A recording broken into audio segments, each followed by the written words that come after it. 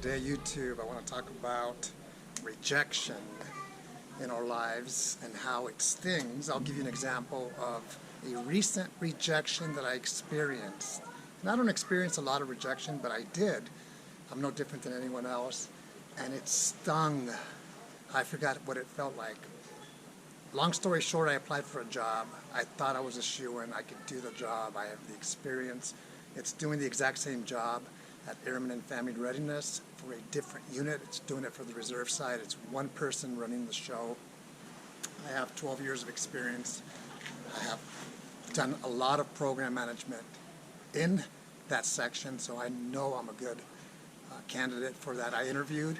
Interview went well. It was a panel of 3, and it was competitive. 44 people applied, 22 applications made the cut. 5 people were interviewed, and I was not selected for the job. And it stung. My wife was surprised.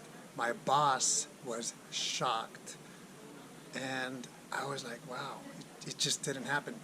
But my point is this. I realized it was going to be competitive, and I realized I would have to compete, which I did. And in the end, I wasn't selected for that. It stung for 1 hour.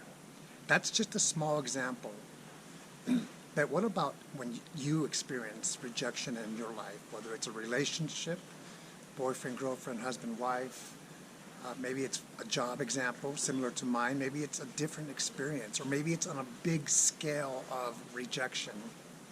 Here's the good news. The good news is I have a support system, beginning with my wife, my family, my friends, and they were there for me, which was really good. It felt good, and the stung eventually went away. I thought about it afterwards, but it's something that I never had, so I have to continue, and that support system was there for me. And I hope that whenever you have rejection, even if it's on a bigger scale, that you have someone that's going to help you and be there for you as needed, because that is very important. If you have a support system, great. If you don't, find a support system. That could be a friend, a mentor, sometimes even a stranger who can be there for you and say, you know what, let's pick ourselves up and move forward, because rejection is not a good feeling.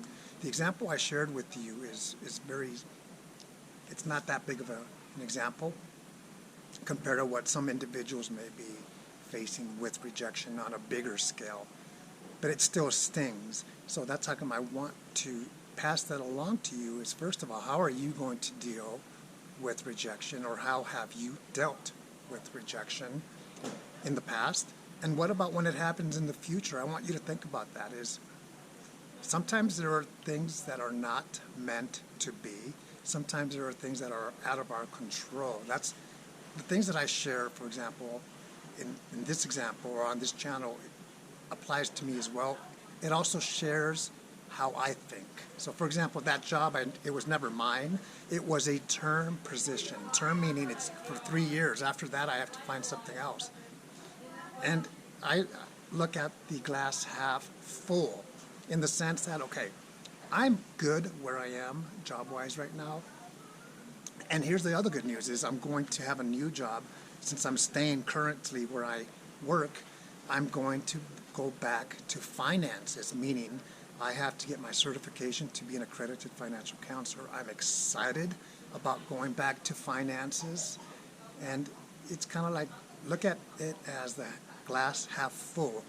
Outlook is very important. And it you know, like I said, rejection stings. But have that support system so you can regroup and press forward, and don't let it stop you from pursuing whatever it is that you want to do, whether it's a relationship or not. Relationships can be a little bit different, because sometimes if the other person doesn't want to be a part of your life or my life, then there's nothing we can do. And what I would advise you to do is press forward. Don't be living life looking back. What if I would have done something different? The past is the past, and sometimes it's not meant to be.